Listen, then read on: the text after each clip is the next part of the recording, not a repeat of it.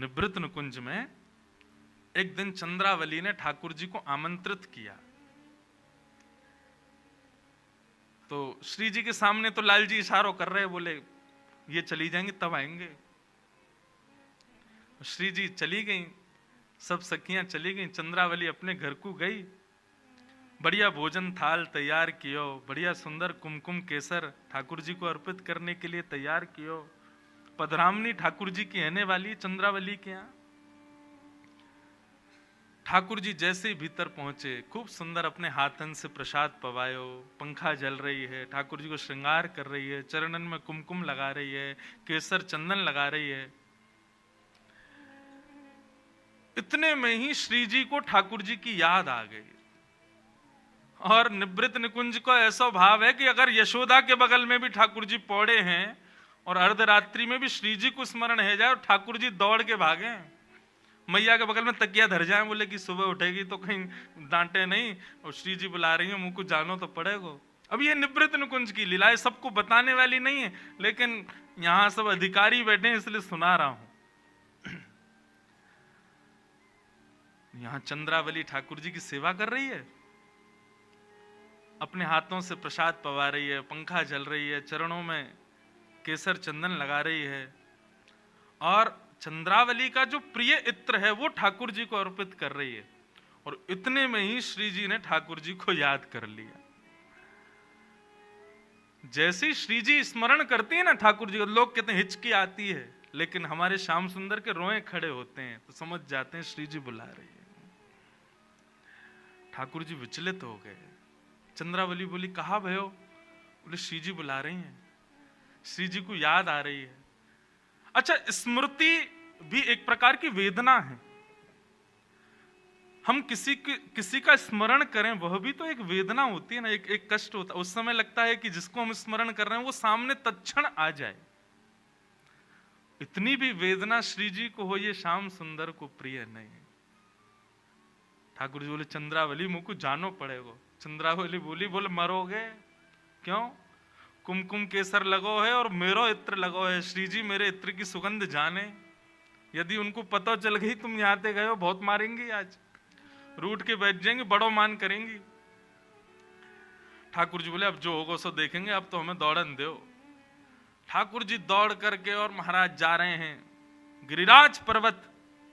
ये श्री गिरिवर पर्वत जो है ना, ये निभृत निकुंज का एकांतिक ठाकुर जी का कुंज है। यहीं पर लीला करते हैं श्याम सुंदर और ठाकुर जी, श्री जी।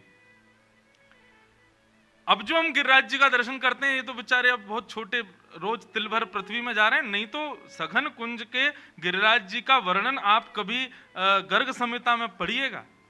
गिरिराज जी में कितने सुंदर सुंदर गुफाएं हैं, कुंज हैं, लता गुल्म हैं, झरने हैं, सब विद्यमान है। क्योंकि श्री जी को सुख देने के लिए श्री गोवर्धन नाथ है। बहुत ध्यान से सुनना। ठाकुर जी दौड़े, और जैसे ही ठाकुर जी दौड़े, गिरिराज पर्वत के ऊपर है के देखो श्री जी ऊपर खड़ी हैं। इतने में श्री जी को सुगंधी आने लगी, और सुगंधी तो आई, चंदन केसर लगे भाई, चरणन में छापे और पड़ गए गिरिराज जी पे। और वर्णन आता है, ठाकुर जी 2 पांव से नहीं दौड़े हैं, शीघ्र पहुंचने के लिए जैसे बंदर 4 पामन से दौड़े, ऐसे ठाकुर जी 2 चरण और 2 हाथन से दौड़ रहे हैं। इतने में ही ठाकुर जी ने पीछे मुड़ के देखी तो पूरे गिरिराज पर्वत पर वो चंदन चिन्ह अंकित हो गए। इत्र की सुगंधी आ रही थी। ठाकुर जी बोले, आज तो श्री जी बड़ो मान करेंगी, और बड़ो मान जब करें तब बहुत मुश्किल होवे रे जावे में। तब ठाकुर जी ने इंद्र को इशारा किया, ए इंद्र जल्दी सफाई कर, श्री जी आवे वारी हैं। श्री जी कहीं आ गई और आकर के उनने ये चंदन छापे देख लिया, हमारी इत्र की सुगंधी अगर उनको आ गई तो आज बड़ो मान करेंगी। इंद्र हमारी लाज बचा। इतने में ही गड़गड़ करके काले काले बादल आ गए, आकर के गोवर्धन पर्वत के ऊपर रिमझिम वर्षा होने लगी। रिमझिम तक काम ना चलेगा, जोर की वर्षा कर। जैसे ही जोर की बारिश भई, ठाकुर जी के चरण चिन्हों को मिटाने के लिए, इतने में ही श्री जी का वहां आगमन हुआ। अब श्री जी जैसे आई, ऊपर से वर्षा गिर रही थी। ठाकुर जी बोले, अरे ये बिंदु श्री जी को श्रम देंगे। इतने में ही अपने चरण चिन्ह छुपावे को अपने जो लीला है वाकु प्रकट श्री जी के सामने ना हो, वाके लिए ठाकुर जी ने श्री जी के श्रम को दूर करने के लिए अपने बाम हस्त की अन्य उंगली पर गिरिराज पर्वत को धारण कर लियो और एक भुजा से श्री जी के गले में गलवैया डाल करके खड़े है गए। ये निवृत्त निकुंज का गिरिवर धारण लीला है। अब वहां श्री जी करेंगे कहां गए, वो कहीं ना, अब तो कछु पता ही ना चलेगी क्योंकि चिन्ह विन्ह सब धुल गए, सब मिट गए ऊपर से गिरिराज जी पे इतनी वर्षा भैया, अब श्री जी को कहां पता चलेगी। तो ऐसे श्याम सुंदर ये गोवर्धन धारण लीला में अधिकतर भाव श्री जी की प्रसन्नता है। तो कल जो हमने सुने थे वो निकुंज की गोवर्धन धारण लीला थी, आज जो हमने सुनी है ये आज की निवृत्त निकुंज में गोवर्धन धारण लीला है। दोनों में श्री जी को सुख देने के लिए ठाकुर जी ने गिरिराज जी धारण किए, इसीलिए हमारे प्यारे हृदय के ठाकुर श्री गिरधर लाल है। ये श्री जी को सुख देवे के काजे ही ऐसे खड़े हैं, इसलिए ये इनको नाम ही श्रीनाथ है। श्री यानी श्री राधा, उनके जो नाथ हैं वही श्रीनाथ। अभी हम लोगों का प्रवेश कुंज में है। भक्ति भाव और इन रसिक जनों की वाणी सुनकर के बंधुओं अपने चित्त में, अपने हृदय में श्री जी और ठाकुर जी की लीला को स्मरण करना चाहिए और उससे प्रयास करना चाहिए कुंज से धीरे धीरे हम निकुंज में जाएं और निकुंज से धीरे धीरे निवृत्त निकुंज की प्राप्ति हो। निवृत्त निकुंज क्या है? निवृत्त निकुंज में केवल श्याम सुंदर और किशोरी जी हैं और कोई नहीं है। हमारे वृंदावन में कहते हैं कि वृंदावन में जो प्राण त्याग देता है ना, उसको स्वर्ग नरक और वैकुंठ गोलोक ये सब नहीं मिलते। तो बोले वृंदावन में प्राण त्यागने वाला व्यक्ति अप्रकट वृंदावन में प्रवेश कर जाता है। अप्रकट वृंदावन का रूप सुनो, कैसा रूप है अप्रकट वृंदावन का। अभी जो वृंदावन आप देख रहे हो ऐसा ही है अप्रकट वृंदावन। बस अप्रकट वृंदावन में यह है कि श्री बिहारी जी, राधा वल्लभ जी, राधा रमन जी मंदिरन में ना बैठे बाहर डोल रहे हैं, वो लीला करते हुए घूम रहे हैं। रसिक शिरोमणि स्वामी श्री हरदास जी महाराज, श्री हितरवंश महाप्रभु, श्री गोपाल भट्ट गोस्वामी, श्री मधुसूदन पाद सरस्वती, ये सब लोग उस वृंदावन निवृत्त उस अप्रकट वृंदावन में विचरण करते हैं। इसलिए हमारे यहां ब्रज में अब तो ऐसा नहीं है, पर हमने रसिक जनों से सुना है कि प्राचीन वृंदावन में जब किसी व्यक्ति के प्राण छूट जाते थे तो वृंदावन के ब्रजवासी मृदंग और साजवाज लेकर के यमुना तट पर जाते थे और वहां जब अंत्येष्टि संस्कार चलता था ना, उतनी देर पद गायन करते थे। बहुत सुंदर पद है। हरिदासी परंपरा के लोग आसावरी राग में इस पद का गायन करते हैं। ये पद एक पंक्ति बताने के लिए ही गा रहा हूं, लेकिन अब इतना सुंदर पद है, एक आध पंक्ति क्यों, ही पूरा पद सुनो, कितना सुंदर भाव है। हमारे वृंदावन में जब किसी के प्राण छूट जाते हैं, अच्छा एक और बात, कोई योग्य व्यक्ति के प्राण छूटे उसी के लिए पद गाया जाएगा ऐसा नहीं। वृंदावन किंचित मात्र कोई उसके अंदर गुण ना हो, बिल्कुल वैष्णव भाव से इतर हो, लेकिन वृंदावन में प्राण त्यागे तो वो सौभाग्यशाली है। इतना सुंदर भाव इस पद में कहते हैं, आई मिलो परिवार आपनो। रसिक जन कहते हैं, बोले आज अपने असली परिवार से मिला है। बोले कौन? बोले वृंदावन में प्राण त्याग के अप्रकट वृंदावन में चला गया ना, आज जितने संबंधी इसके यहाँ हैं, भाई बहन चाचा ताऊ आदि जो भी इसके संबंधी हैं, ये सब संबंधों में अब सब रसिक जन इसके संबंधी हो गए। वृंदावन में प्राण त्यागने के बाद जब अप्रकट वृंदावन में वो जीवात्मा जाती है तो वहां पर उसका स्वागत कौन करते हैं? श्री स्वामी हरदास जी महाराज, श्री गोपाल भट्ट गोस्वामी, यही सब उससे अपने अपने संबंध बनाए। अच्छा क्यों रो रहा है? पिताजी की याद आ रही, चल आज से हम तेरे पिताजी। किसकी याद आ रही है? बोले कि माँ। अच्छा आज से ये तुम्हारी माता जी। वास्तव में वे सब रसिक जन ही उसको अपना परिवारी बना लेते हैं। और श्यामा श्याम जो बिहरत दो, इतना सुंदर भाव है कि वृंदावन में जब कोई व्यक्ति प्राण त्याग देता है तो उसके संबंधियों को उसके असली परिवार से कौन मिलवाता है? बोले श्यामा श्याम ही मिलवाते हैं। श्यामा श्याम जो बिहरत दो सखी समाज मिलायो। जैसे यहां दोनों युगल सरकार गलवैया डाले हैं, ऐसे ही दोनों के बीच में वाह वृंदावन से प्राण त्यागने वाले वह जीवात्मा को दोनों अपने बीच में रख लें। एक तरफ से किशोरी जी गले में गलवैया डालें, दूसरे तरफ से ठाकुर जी डालें, और फिर वाकू सब सखी समाज मतलब सब वैष्णवाचार्य जो जो वृंदावन से प्रस्थान करके उस अप्रकट वृंदावन में गए हैं उनसे परिचय दोनों करवाते हैं। जैसे हॉस्टल में आने वाले बच्चे को जो हॉस्टल के टीचर होते हैं वो बाकी के बच्चों से मिलाते हैं ना, ऐसे ही अप्रकट वृंदावन में दोनों युगल सरकार उस जीवात्मा को कष्ट ना हो इसलिए सबसे मिला। वैसे कष्ट होगा क्यों? इस संसार को छोड़ करके कोई युगल जहां विराजे हो वहां और रसिक जनों के बीच में पहुंचा, उसको श्रम होगा क्या? उसको कष्ट होगा क्या?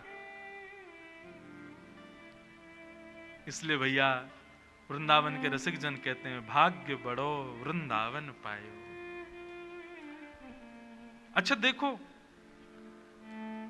इन पदों को आप साधारण शब्द मत समझो, बड़े बड़े इनमें रहस्य छुपे हैं। अब यहां से ये नहीं कहा कि भैया भाग्य बढ़ो जो यानी वृंदावन से प्राण त्यागे, वो कह रहे हैं भाग्य बढ़ो वृंदावन पायो, मतलब वास्तविक वृंदावन पाना तो वृंदावन में अंतिम श्वास लेना ही है। असली वृंदावन तो वही है, तभी मानो जब वृंदावन में प्राण छूटे।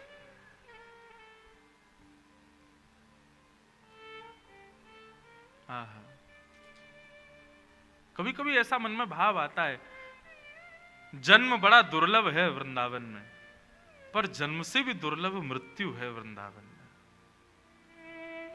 वृंदावन की रज में लीन हो जाएं, श्री यमुना पुलिन पर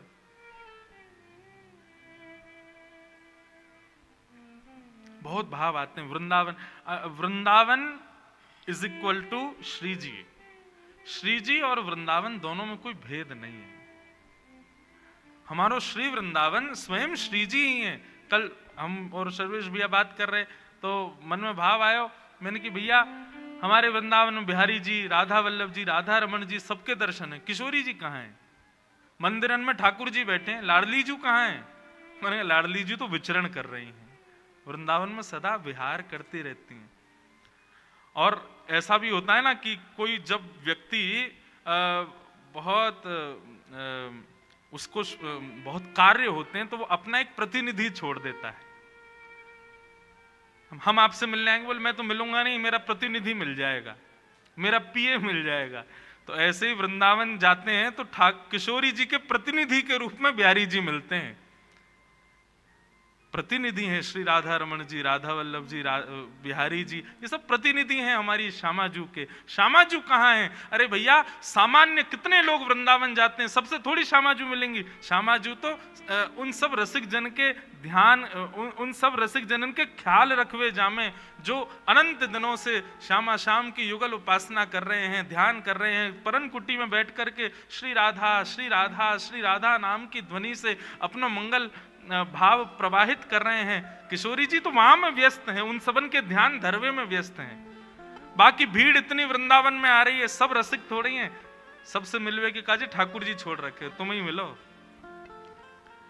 जो रसिक शिरोमणि है, जो रसिक श्रेणी के हैं, किशोरी जी तो उनके ध्यान में व्यस्त हैं, उनको ध्यान लगा रही हैं, उनको ध्यान कर रही हैं।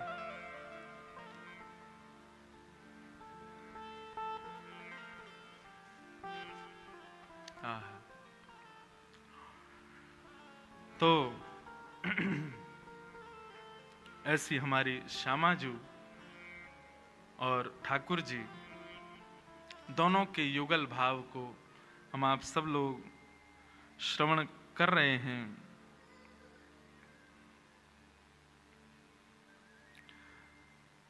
और लीलाएं तो हम सुनते ही हैं, सुनेंगे। कल हमने दूध दोहिन लीला सुनी, आज भी कोई लीला सुनेंगे ही। पर उससे पूर्व कुछ भाव श्री जी के उस अद्भुत रूप के बारे में हम श्रवण करें।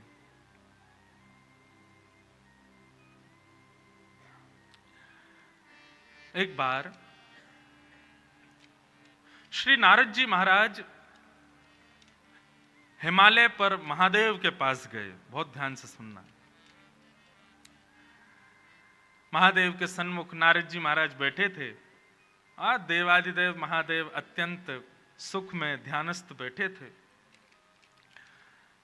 पर जैसे ही नारद जी महाराज आए तो नारद जी को देख करके महादेव के नेत्र खुल गए और स्वागत सत्कार किया, बैठाया, बोले विराजो और कैसे हालचाल पूछे। लेकिन श्री महादेव के मुख की आकृति से नारद जी अनुमान लगा पा रहे थे कि महादेव कुछ पूछना चाह रहे हैं, कुछ जिज्ञासा है शायद इनके हृदय में, कुछ जानने की अभिलाषा है। व्यक्ति का परिचय 3 वस्तुओं से होता है, नेत्रम, वक्त्रम, विकारेण। हमारे शास्त्र आज्ञा करते हैं कि किसी भी व्यक्ति से मिलो, सबसे पहले उसके नेत्रों पर ध्यान लगाओ। यदि नेत्र बहुत ज्यादा चंचल हैं, बहुत जल्दी जल्दी घूम रहे हैं, कभी यहां कभी वहां, तो समझो कि इसका मन जो है वो थोड़ा सा विचलित है। दूसरा वक्त्रम, उसकी वाणी सुनो। यदि बहुत ज्यादा बोल रहा है, संसारी चर्चाओं में कुछ ज्यादा ही रुचि रख रहा है, तो समझ लेना उसकी बुद्धि स्थिर नहीं है। और विकारेण, चलना फिरना, उठना बैठना, यदि इन सब में भी स्थिरता नहीं है, मर्यादा नहीं है, तो समझ जाना कि इसका खान पान शुद्ध नहीं है। आप हमारे वृंदावन के रसिक जनों को देखो, उनके मुख की आकृति, उनके बैठने के चलने के ढंग पर ही हम लोग न्योछावर हो जाते हैं। और कई लोग हैं बड़े बड़े महापुरुष बने घूमते हैं, लेकिन उनके चेहरे की आकृति, नेत्रों का चंचलपन और वाणी की दूषितता से पता चल जाता है कि स्थिरता नहीं है हृदय में। हमसे पूछो, हम तो दुनिया भर में जाते हैं, सामने वाला व्यक्ति प्रणाम जिस भाव से, जिस आकृति से वो प्रणाम करता है, उससे पता चल जाती है कितने पानी में। आजकल प्रणाम की बड़ी, एक हाथ से प्रणाम, और एक हाथ से भी कई लोग चरण नहीं छूते, घुटने के ऊपर ही छू देते महाराज जी प्रणाम। तो नेत्रम वक्त्रम विकारेण, इससे पता चल जाता है। यदि कोई श्रुद्धि होगा, मतलब कोई विद्वान होगा, तो वो आपके नेत्रों से, वाणी से और आपके आकार विकार से पहचान जाएगा कि आप कैसे हो। नारद जी महाराज समझ गए, हे महादेव, आपके हृदय में कोई जिज्ञासा है क्या? सोचो, महादेव के हृदय में भी जिज्ञासा होती है। महादेव बोले, हाँ एक जिज्ञासा तो है। बोले, क्या जिज्ञासा है? बोले, जिज्ञासा ये है कि मैंने नारायण के खूब दर्शन किए, विष्णु रूप के दर्शन किए, उनके विराट रूप का मैंने दर्शन किया, शंख चक्र गदा पद्म चतुर्भुज रूप का मैंने दर्शन किया, वे मत्स्य बन के आए मैंने दर्शन किया, वे कूर्म बन के आए मैंने दर्शन किया, हर स्थिति में मैंने दर्शन किया। दर्शन का मतलब क्या होता है नारद? हृदय स्थिर हो जाना। एक बार देख लिया तो बस लगा कि अब इसके बाद कुछ बचा ही नहीं है। ये स्थिति मेरी अभी तक नहीं आई है। मैंने अनेक रूप नारायण के देख लिए, लेकिन स्थिरता अभी तक, मतलब बार बार जिज्ञासा होती है, और कुछ देखूं, और अच्छा देखूं, और कुछ, एक ठौर नहीं मिली है मुझे। मेरी इच्छा है उस रूप के दर्शन करने की। कैसा रूप? तब महादेव कहते हैं, यद रूपम ते कृपा सिंधो परमानंददायकम।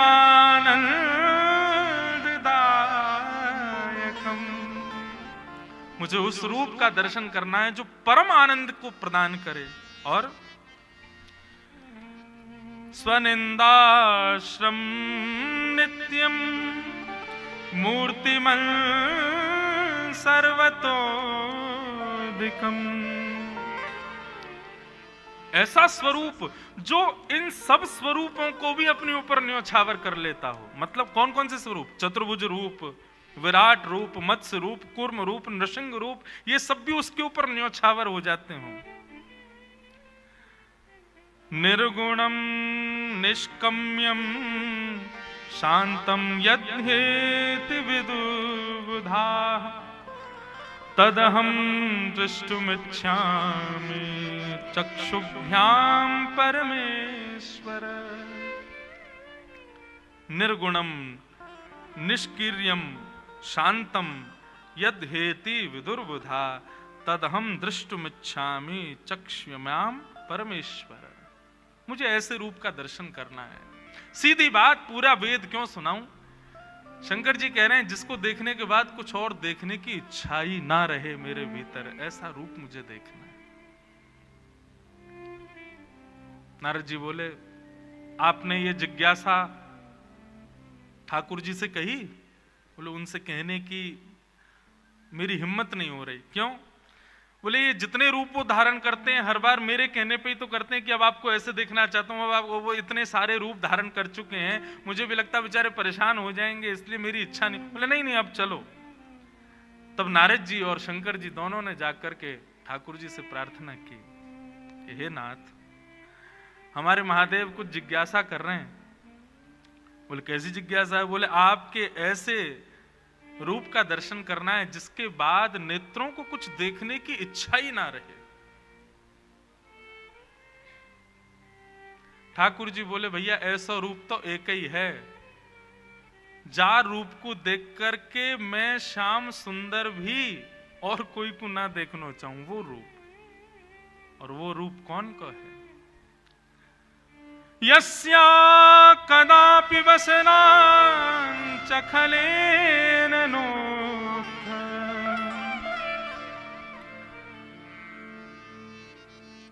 आहा, ठाकुर जी वर्णन कर रहे हैं वो रूप कैसा है। आहा, आज हम थोड़े अपने रसिक जनों के भी कुछ भाव लेके आए जो वैष्णव जनों ने बताए हैं। स्वयं ठाकुर जी बता रहे हैं कि ऐसे कैसे कैसे रूप हैं जिन पर वे स्वयं न्योछावर हो जाते हैं। तब ठाकुर जी वर्णन करते हुए कहते हैं, भैया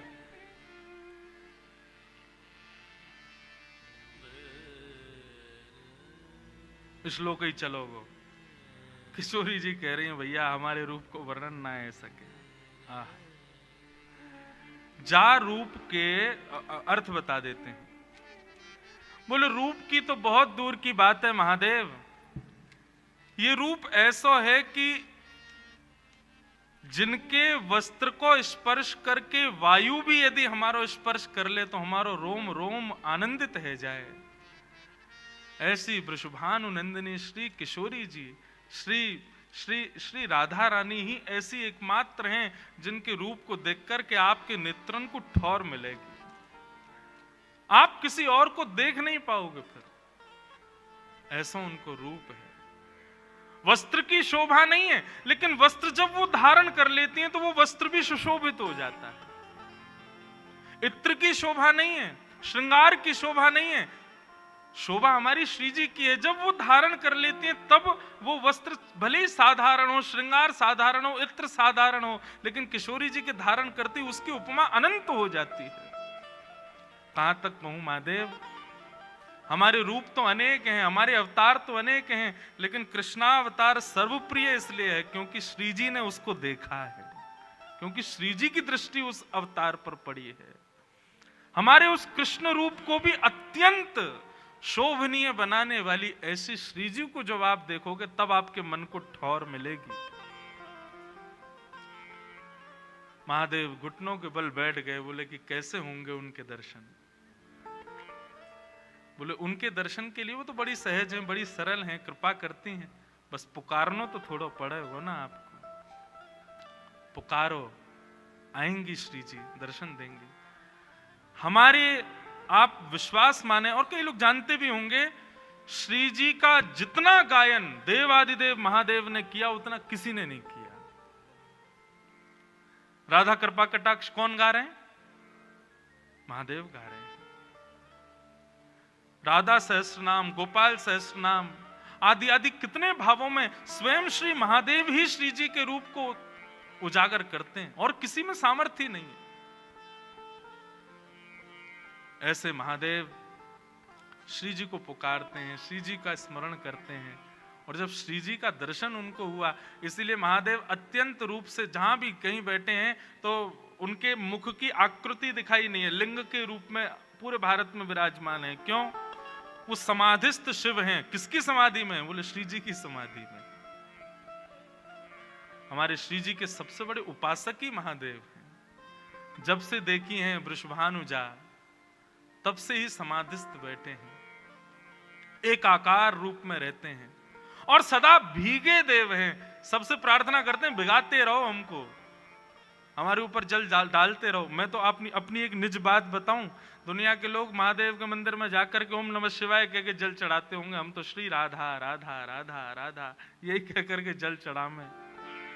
और अपनी एक बिल्कुल वास्तविकता बताऊं, काशी में मेरी कथा थी कुछ दिनों पूर्व, तो कथा करके मैं जैसे ही वापस आने लगा, कहीं और जा रहा था कथा करने, अंतिम दिन था कथा का, कथा करके रात्रि में ट्रेन पकड़नी थी, तो हमने कि एक बार महादेव को प्रणाम करें आए। उस दिन पता नहीं कोई उत्सव था, जाने सोमवार था, इतनी भीड़ मंदिर में कि महाराज वीआईपी वीवीआईपी सब एक बराबर, दर्शन ही नहीं हो। मैं कभी पुलिस कहे वहां से आओ, कभी कहे वहां से आओ, इधर से आओ, और ट्रेन का समय हो रहा था। हमने कि शिखर को प्रणाम करके चले जाते हैं, भैया आप दर्शन तो भीतर होंगे नहीं। लेकिन शिखर को प्रणाम करते करते मन में भाव आ रहा हो, भूल गए वृंदावन में हम ब्रजवासी ने रोकवे तो मना कर दियो तुमको। जब महारास हो रहा था आए थे आप, तब हम ब्रजवासी ने रोक दिया, बोले बाबा पहले गोपी बनो तभी भीतर प्रवेश मिलेगा। हम ब्रजवासी ने तुमको ब्रज में प्रवेश दिया और आज हम ब्रजवासी तुम्हारे बिना दर्शन के जा रहे हैं। सत्य बात बता रहा हूं मैं। ठीक है, शिकायत करूंगा तुम्हारी, जाके ललता विशाखा थे शिकायत करूंगा, श्री जी थे।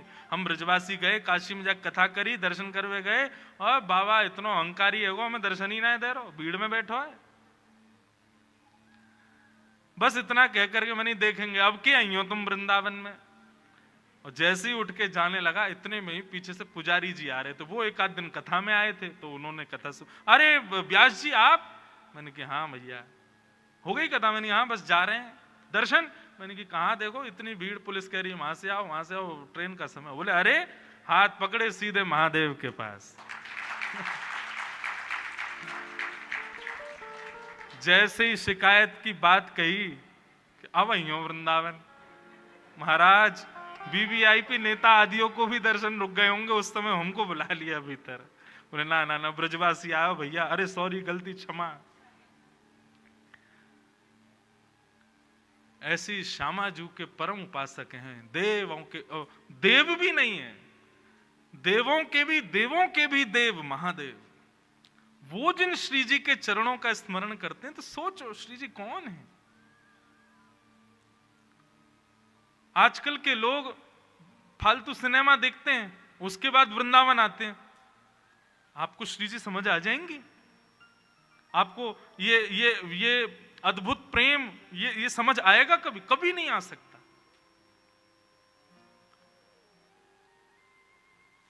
अद्भुत प्रेम के रस स्वरूपा हैं हमारी श्यामाजू।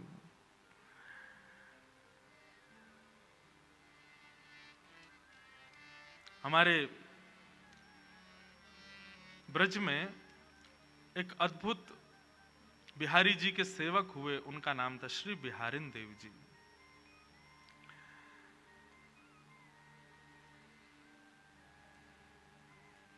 बिहारी दास जी को प्रथम दर्शन युगल सरकार का कैसे हुआ, इसकी बड़ी अद्भुत कथा हमारे हरिदासी परंपरा के वैष्णव जन सुनाते हैं। बिहरत लाल बिहारिन दो, यमुना जी के तीरे तीरे। इतना सुंदर वर्णन है, बहुत ध्यान से सुनो। हमारी सामान्य कथाओं में आने वाले लोग अगर इस कथा में आएंगे तो हो सकता है उनको एक आध बात समझ में ही नहीं आवे, महाराज जी कैसी कहाँ की चर्चा कर रहे हैं। भैया ये निकुंज नहीं है, ये कुंज नहीं है, ये निवृत्त निकुंज है, यहाँ तो अलग ही चर्चा है। श्री बिहारिन देव जी बिहारी जी की सेवा करते थे। पहले बिहारी जी गृहस्थों से सेवा नहीं करवा रहे, अभी तो सदगृहस्थ गुसाई परिवार सेवा करते हैं, पहले तो बिहारी जी सन्यासियों से और विरक्तों से सेवा करा रहे थे। तो बिहारिन देव जी बिहारिन दास जी बिहारी जी की सेवा करते थे और सेवा करते हुए उनके मन में एक ही भाव रहता था कि हे बिहारी जी, कब मिली हैं वह सखी सहेली हरिवंशी हरिदासी, हरि हम कब होंगे ब्रजवासी। ये ब्रजवासी, ये बिहारिन देव जी का भाव इसलिए कि हमको अप्रकट वृंदावन कब मिलेगा, जहां स्वयं श्री हरिदास जी विराज रहे हैं, जहां स्वयं आचार्य चरण विराजते हैं, उस वृंदावन का दर्शन कब होगा जहां आप युगल स्वरूप धारण करके विचरण करते हो, जहां यमुना में जल नहीं केसर युक्त सुगंधित जल बहता है, जहां पर यमुना के तट पर रेणुका की बालू नहीं मड़ियों की बालू है, जहां पर वृंदावन में वृक्षों पर कोयल चहकती नहीं है, चिड़ियाएं चहकती नहीं है, श्री राधा श्री कृष्ण नाम ध्वनि प्रकट करती हैं, जहां पर जिस अप्रकट वृंदावन में रहने वाले मानवों का भोजन पानी केवल आपके दर्शन मात्र हैं, उस वृंदावन का मुझे कब आस्वादन होगा। अप्रकट वृंदावन का थोड़ा भाव समझो। अप्रकट वृंदावन में यमुना जी नहीं बहती, या अप्रकट वृंदावन में सुगंधित श्री ठाकुर जी और किशोरी जी के चरणों का चरणामृत बहता है, सुगंधी आती रहती है। अप्रकट वृंदावन में श्री यमुना जी के तट की बालुका मणियों की है। अप्रकट वृंदावन में जो दर्शनार्थी भ्रमण करते हैं वो कहीं भोजन पानी करने के लिए बैठते नहीं है, उनका भोजन पानी आस्वादन सब कुछ श्री प्रियालाल जी के दर्शन हैं। ऊंची ऊंची अटारियों पर वैष्णव जन खड़े होकर के केवल निहारते रहते हैं, कहां श्यामा श्याम की लीला चल रही है, तुरंत दौड़ करके वहां पहुंच जाते हैं और पहुंच करके ऐसे बैठते हैं कि उनको विक्षेप ना हो, केवल उनका दर्शन करना ही उनका सर्वस्व है। श्री बिहारिन देव जी बिहारी जी की सेवा करते हुए बोले, हे नाथ मुझे भी उस अप्रकट वृंदावन में ले चलो। नित्य ये प्रार्थना करते थे बिहारी जी से। एक दिन बिहारी जी ने सुन ली और श्री बिहारिन दास जी यमुना के तट पर सुबह सुबह भोर में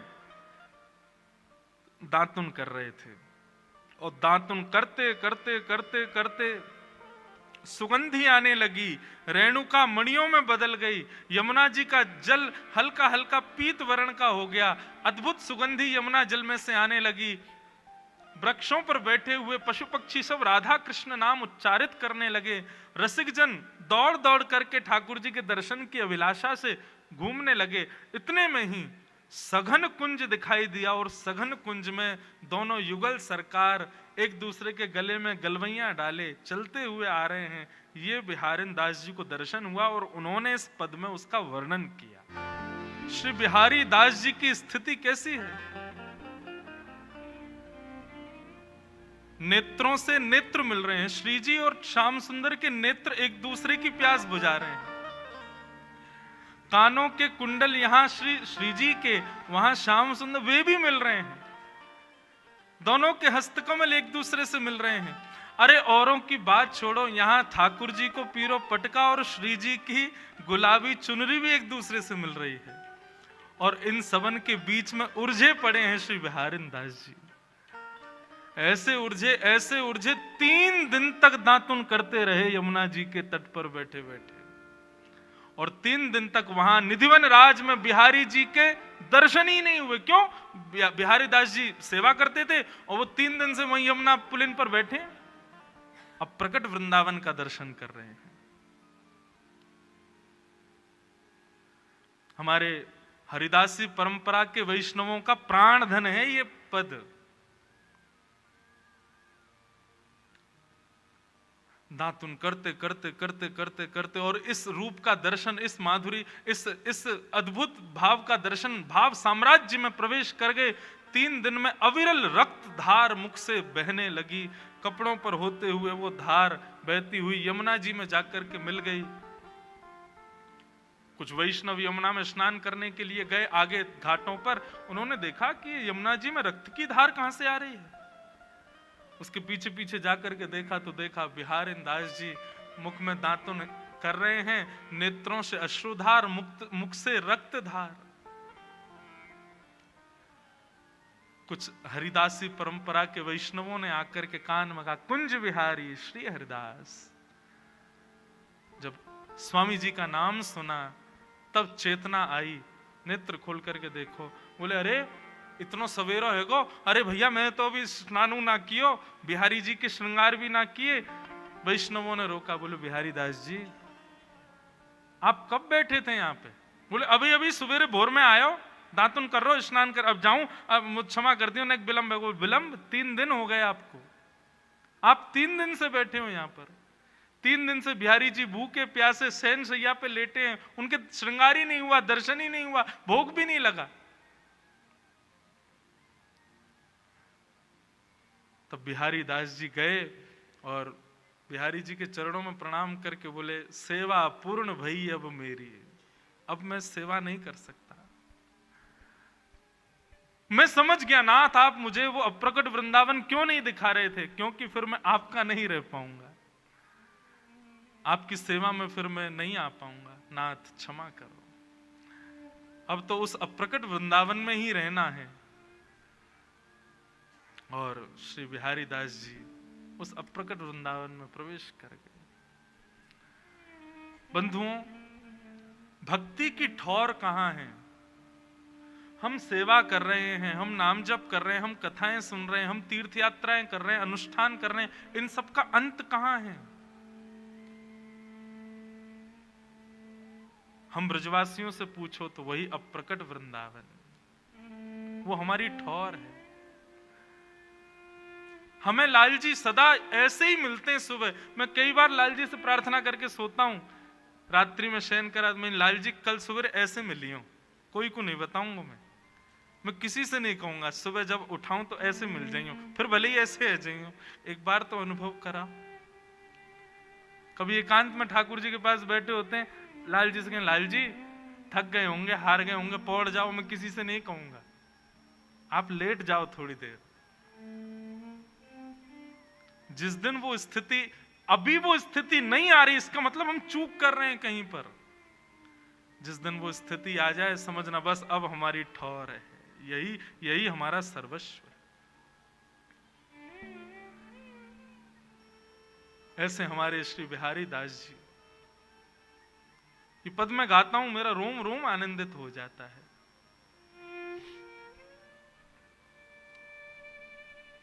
तब से हमारे बिहारी जी फिर गृहस्थियों की सेवा में आ गए, क्योंकि भैया ये विरक्तों के तो कोई पता ना है कब कहां चले जाएं। बिहारी जी बेचारे कहीं भूखे प्यासे बैठे रह जाए, इनकी कब भाव समाधि लग जाए का पता। कम से कम गृहस्थी अगर एक भाव साम्राज्य में गया तो दूसरा तो कर लेगा ना सेवा। बस इसलिए बिहारी जी की सेवा ऐसे गृहस्थियों में आई। बंधुओं, आपको पता है हमारे यहां बिहारी जी कृष्ण को ना कहें, श्री किशोरी जी को बिहारी जी कहें। हाँ, यहां पर बिहरत लाल बिहारिणी दो, श्री किशोरी जी को बिहारिणी कहें। बिहारी जी एक प्रकार से किशोरी जी को कहते हैं, हरिदास परंपरा के वैष्णव। सब जगह भैया बात तो वही है, हमारे माई श्यामा जू को राज। श्री किशोरी जी जाके अधीन सदा ही सांवरो, या ब्रज को सरताज। कल एक भाव में कह रहा था कि हमारे ठाकुर जी टेढ़ा मुकुट क्यों पहनते हैं। उसके पीछे भी एक पद श्री स्वामी हरदास जी का ही पद है।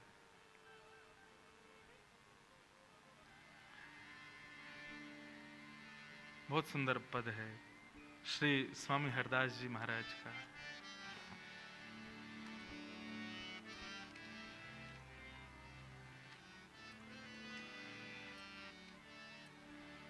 जहाँ जहाँ चरण परत प्यारी जू तेरे। स्वामी श्री हरदास जी महाराज कह रहे हैं, जहाँ जहाँ चरण परत प्यारी जू तेरे, ताहाँ ताहाँ मन मेरो करत फिरत परछाई। ताहाँ ताहाँ मन मेरो करत फिरत परछाई।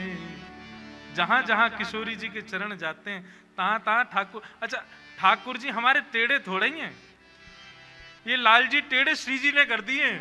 बुरो मत मानियो श्री जी वारे हो, ये लाल जी हमारे टेढ़े नहीं है। ये श्री जी कब कहां चरण रख दें तो ठाकुर जी अपने मुकुट को ऐसा करते हुए चलें कि वहां पर छाया पड़े, और श्री जी के चरणन को छाया पड़े। हमारे ठाकुर जी हमारे दुल्लर तिल्लर रह के और चलें कि भैया कहीं यहाँ छाया बनी रहे, छतरी बनी रहे। एक रासलीला का पद आता है,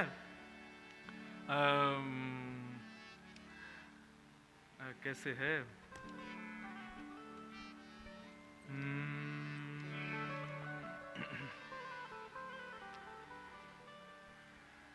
रास को एक पद है, अभी स्मृति में नहीं आ रहा है, आए तुरंत बताऊं। ठाकुर जी टेढ़े कैसे भय वह मैं बता, मैं ठाकुर जी स्वयं। तो जहां जहां चरण परत प्यारी जू तेरे, ताहाँ ताहाँ मन मेरो करत फिरत परछाई। और अगली बात कितनी सुंदर, स्वामी हरदास जी कह रहे हैं, बहुत मूर्ति मेरी चवर डुरावत, को बीरी खवावत, एक आरसी ले जाही।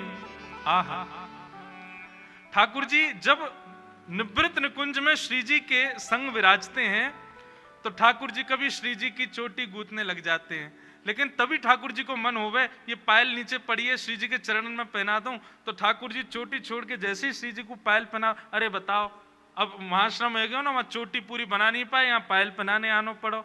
पायल पहनावे जामे इतने ही किशोरी जी के मुखमंडल पर प्रश्वेत के बिंदु देखें सो ठाकुर जी चमर डोरावन लग जाए। ठाकुर जी कहें भैया एक सेवा मेरी पूर्ण ना होवे, दूसरी सेवा की इच्छा है जाए। सो ठाकुर जी अनंत रूप धारण कर लेते हैं, एक रूप से चमर डोराते हैं, दूसरे रूप से चोटी गूंथते हैं, तीसरे रूप से पायल पहनाते हैं, चौथे रूप से आरसी दिखाते हैं, पांचवें रूप से भोग लगाते हैं। निवृत्त निकुंज में सखियों का प्रवेश नहीं है, वहां पर एक किशोरी जी और अनंत ठाकुर जी मिलके एक श्री जी को श्रृंगार करें, एक श्री जी की सेवा करें। स्वयं ठाकुर जी कह रहे हैं, बहुत मूर्ति मेरी चवर डोरावत। इसके दो भाव हैं, एक भाव तो ये कि हमारे लाल जी अनंत रूप धारण करके श्री जी की सेवा करते हैं, कहीं श्री जी की कोई सेवा में रह ना जाए। प्रसाद की सेवा भी, आरसी की सेवा भी, जल की सेवा भी, सब अनंत रूप धारण करके स्वयं ठाकुर जी करते हैं। या फिर दूसरा भाव कहें तो श्री जी की सेवा में जो भी सहचरी हैं वो सहचरी नहीं हैं, वो स्वयं ठाकुर जी ही आते हैं। मतलब समझ में आई बात? ललिता हो, विशाखा हो, चंद्रावली हो, आदि आदि जो भी सखियां हैं, ये सब सखियां बाहर सखी हैं। श्री जी के अंतःपुर में आते ही ये सब सखियां बाहर ही रह जाती है। श्री ठाकुर जी ही अनंत सखियों के सहचरियों के रूप धारण करके भीतर आते हैं, और श्री जी की प्रत्येक सेवा स्वयं ठाकुर जी करते हैं। क्यों? कोई यदि मन में भाव रखे कि मैं श्री जी की सेवा करूंगा, ठाकुर जी कहें भैया ने पीछे रहियो, यहां पे केवल हमारा ही अधिकार है, लेकिन तू फिर भी हट पूर्वक करेगो तो को लगेगो कि तू कर रहा है, लेकिन तू नहीं करेगो, तेरे भाव से मैं ही करूंगा, क्योंकि श्री जी की सेवा तो मेरा अधिकार है। आप भले ही श्री राधा मुख से बोल रहे हैं, अभी अभी मैंने भी बोला, मुझे लगेगा मैंने कहा, लेकिन वास्तव में जब श्री राधा शब्द उच्चारण मैंने किया, मेरी जिह्वा पे ठाकुर जी आके बैठे हैं, क्योंकि श्री जी के एक भी भाव को ठाकुर जी अपने से दूर नहीं जान देते, सब स्वयं करते हैं। हम सब तो केवल एक भाव मात्र हैं, एक साधन मात्र हैं। श्री जी की प्रत्यक्ष और परोक्ष सब सेवाएं स्वयं ठाकुर जी करते हैं। बहुत मूर्ति मेरी चवर डुरावती, को बीरी खबावती, एको आर सील जाही। और सेवा बहुत भातन की, जैसे कहे को तैसे करो। जैसी स्वामिनी जी आज्ञा करेंगी वैसी सेवा, जैसी वो कहेंगी वैसी करवे को मैं तैयार हूं। जो रुचि जानो जाही, जासे श्यामा जी को रुचि हो वो सब करवे को हमारे लाल जी तैयार हैं। श्री हरिदास के स्वामिनी श्यामा को, भले मनावत दाए उपाही। श्री किशोरी जी को मनाने में, रिझाने में, उनको सुख पहुंचाने में श्याम ठाकुर जी कोई अवकाश करते नहीं है। सब स्वयं ठाकुर जी अपने निज करों से ही करते हैं, निज भाव से ही करते हैं। अब भले हम लीलाओं में खूब हास्य विनोद आदि सब प्रकट करते हैं, लेकिन अंतरंग भाव से देखो तो हमारे लाल जी सदा किशोरी जी के सुख को ही विचार करें, उनको जैसे सुख मिले वही लीला करें, वही कृपा करें। तो ऐसी हमारी श्यामा जी, उनके दर्शन की अभिलाषा प्रकट भई है महादेव के हृदय में। ठाकुर जी ने आज्ञा करी कि उनको पुकारो, कृपा करेंगे, पधारेंगे। तब महादेव ने अनंत ऋचाएं प्रकट की, अनंत भाव प्रकट किए, और अनंत भाव साम्राज्यों को प्रकट करके महादेव दर्शन पाके आज एक निष्ठ रूप से विराज रहे हैं। ऐसी हमारी श्यामा जी को बारंबार प्रणाम।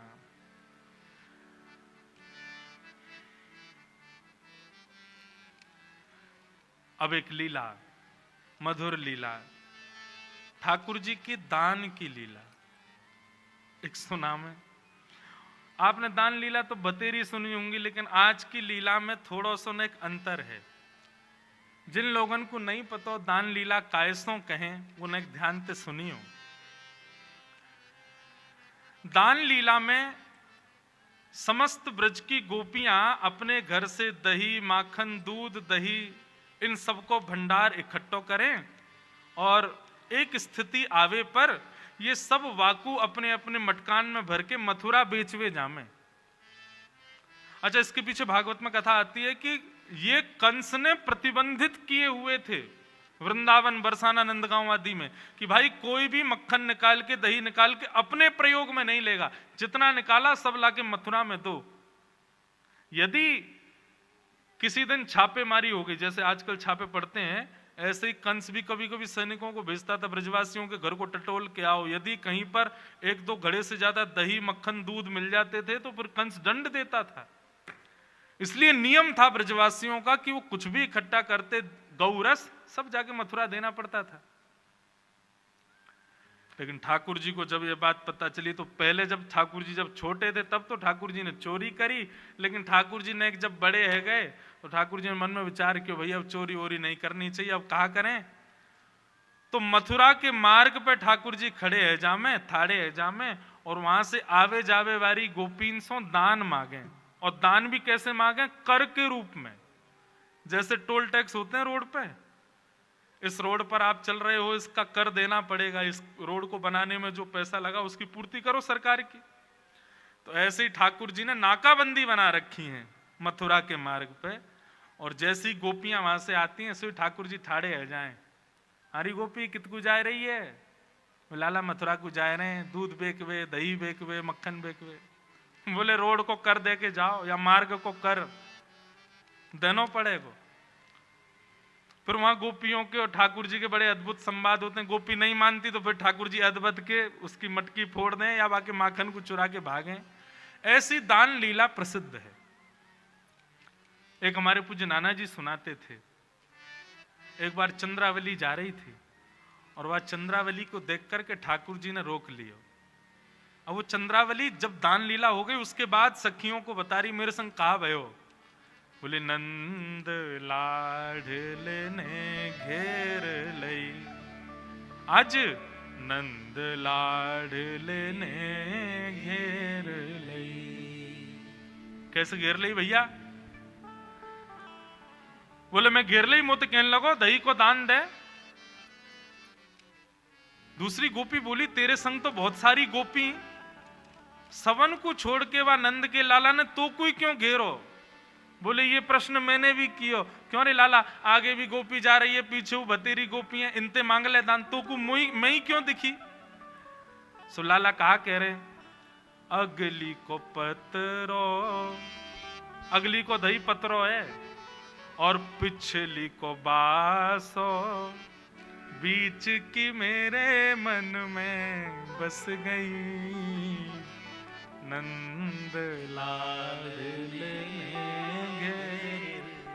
बंधुओं, एक बात मन में आती है, हमारे ठाकुर जी को गौरस कितना प्रिय है।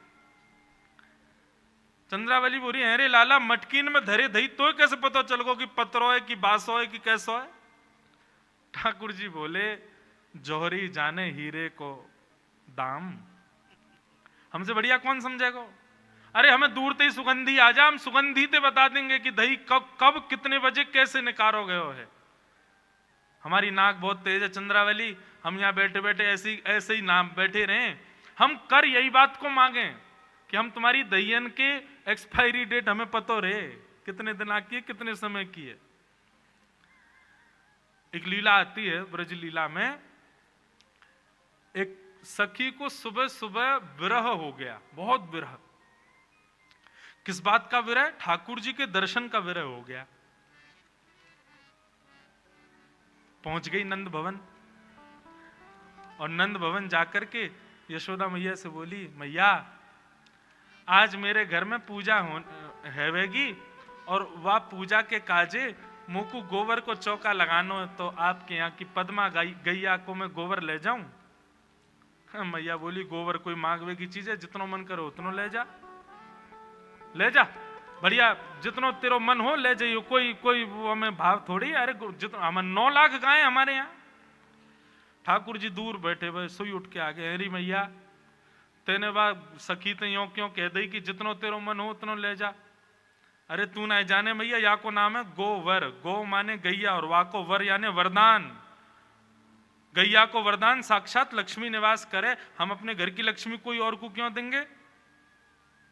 मैं जा रहा हूं देखवे के काजे, ज्यादा नहीं ले जा, ये गोबर चोटी है, घर घर के गोबर ने चुराए ले। मैया बोली लाला या में भी तू कहा बात करे, अरे गैया को गोबर ले जा ना मैया, ऐसे कैसे ले जाएगी? तू ना जाने हमारे नंद बाबा की जितनी संपत्ति बढ़ रही है या गोबरंती ही बढ़ रही है। मैया बोली अब तेरे जो मन में आए सो कर, जा चलो जा। ठाकुर जी पीछे से पहुंच गए। अच्छा वो आई तो इसीलिए थी कि नंदलाल मुंह को दिख जाए, मुंह को उनके दर्शन हो जाए। ठाकुर जी पीछे खड़े हो गए, जैसे ही वो गोबर भर करके उचान लगी, सो ठाकुर जी तो बोली लाला ये बहुत भारी है, ने मेरी मदद कर दे उचावे में। ठाकुर जी बोले हमारो घर को गोबर, हमारी गैया को गोबर, और ले वे आइए तू ऊंचा में, हम खुद ऊंचा के चली जा। अरे लाला देख बड़े बूढ़ो शरीर है हमारो, नेक नेक में नेक कर दे कर। ठाकुर जी बोले हम नंद के लाला है, मुफ्त में कछु ना करें। कहा देगी बताइए? गोबर ऊंचाए वे को कछु बता कहा देगी? गोपी बोली या मैं तो को कछु चाहिए, गोबर उचावे को तो कछु चाहिए। ठाकुर जी बोले ऐसे ना जाएंगे, बता कहा देगी? और सुन नंद रानी ने तो को मुफ्त में दे दियो गोबर, लेकिन मैं तो या को भी मोल लगाऊंगा, बता इतना गोबर लेके जा रही है, कहा देगी? गोपी बोली लाला मैं जितने कढ़ैया भर के गोबर ले जाऊंगी उतना सुंदर माखन लोना तो को दूंगी।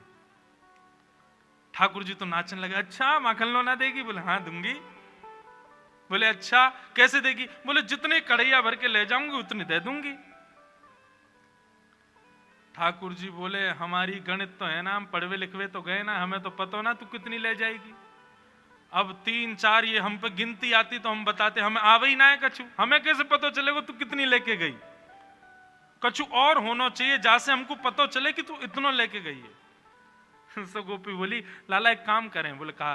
बोले मैं जितने गोबर के थाल भर के ले जाऊं, मैं उतनी टिप्पी गोबर की तेरे मुख पे लगा दूंगी। ठाकुर जी बोले हाँ जे बढ़िया है। सो गोपी उठा रही है गोबर और ठाकुर जी उठवा रहे हैं, फिर गोपी वही में से गोबर निकाल के लाल जी के मुख पे लगा दे। लाला एक है गयो। हाँ जी बढ़िया। अब जैसी गोपी जावे ठाकुर जी के बढ़िया मौका है, 2-4 टिप्पी ठाकुर जी खुद ही लगा लेंगे। गोपी लौट के आई, अरे अभी तो मैंने एक ही उठाया, इतने कहां थे? बोले अच्छा, एक तो हमारी गैया को गोबर ले जा रही है, ऊपर ते मोल और कम कर रही है। अब बातन ने मत बनावे, तेने इतने गोबर लिए हैं। इतने प्रेमी हैं, इतने रसिक हैं ठाकुर जी। ठाकुर जी को 2 ही चीज तो प्रिय हैं, या तो गौरस या रसेश्वरी श्री राधा। ये 2 ही तो प्रिय हैं हमारे लाल जी को। गोपी आनंद है गई ठाकुर जी के भाव सुन के। इतने में ही गोपी ने एक थाल उठायो गोबर को और ऐसो तिरछो करके लाला पे गिर दियो पूरा और भाज गई माते। ठाकुर जी दौड़ के जाने लगे। इतने में यशोदा की कहा भयो, देख मैया मुंह पे देख, गोबर उछाल के चली गई है सबरो। मैया बोली अरे तू भी माने ना है, कितनो श्रृंगार कर लो या गोबर में ही आके खेल, ला तेरो मुखमंडल साफ कर दू। मैया ध्यान ते करियो, टिप्पीन ने गिन लियो पहले, उतने माखन के लौना मिलने या गोपी के आते। ऐसे हमारे श्याम सुंदर तो गौरस के तो अति प्रेमी हैं। पर आज दान लीला में कुछ अद्भुत हुआ। क्या? सब गोपी आके बोली लाला हम इतनी मेहनत करके दही दूध घी मक्खन सब निकारें और तुम यहां हमते दान लेके सबन को व्यर्थ कर दो। तुम ना जानो हमें कितनो श्रम करना पड़े, और बाकी बाद भी बिना मोल को अपनो ये सब गौरस आपको प्रदान करने में कितनो श्रम होवे, आपको भी तो पता चलना चाहिए। ठाकुर जी बोले तो कहा कहना चाह रही, सही बताओ। बोले कल की दान लीला कुछ अलग होएगी। ठाकुर जी बोले कहा होएगो? बोले कल श्री जी बनेंगी नंदलाल और तुम बनोगे श्री किशोरी जी, और ये तुम्हारे सबरे गोबर चोट्टा से जितने सखाएं ये सब हमारो रूप धारण करके आएंगे, और कल तुम दही बेचवे के काजे जइयो और हमारी श्री जी दान मांगेंगी। कल हमारी लाडली जो दान मांगेंगी और आप दान देके जाओगे, तब आपको भी तो पता चले भैया यार दान लीला में कितना श्रम हमको लगे। ठाकुर जी बोले अच्छा तो आप लोग दान मांगो। बोले नहीं, कल आपकी भूमिका तो श्री जी निभाएंगी और आप हमारी श्री जी की भूमिका निभाइयो।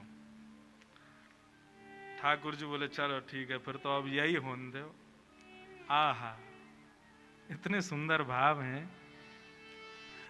आज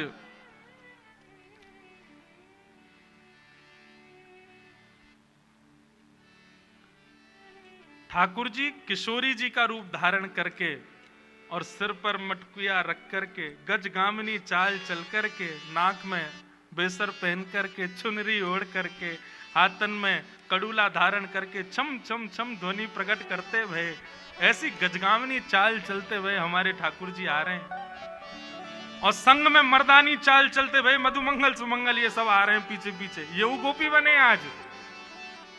कभी मधुमंगल की चुनरी उतर जाए, कभी कछुआ जाए। ठाकुर जी हमारे बिल्कुल बढ़िया हैं, उनको कोई श्रम नहीं हुआ। वो तो जाने श्री जी कैसे बननो, क्यों श्री जी के दर्शन के काजे खूब नारी बन बन के जामे।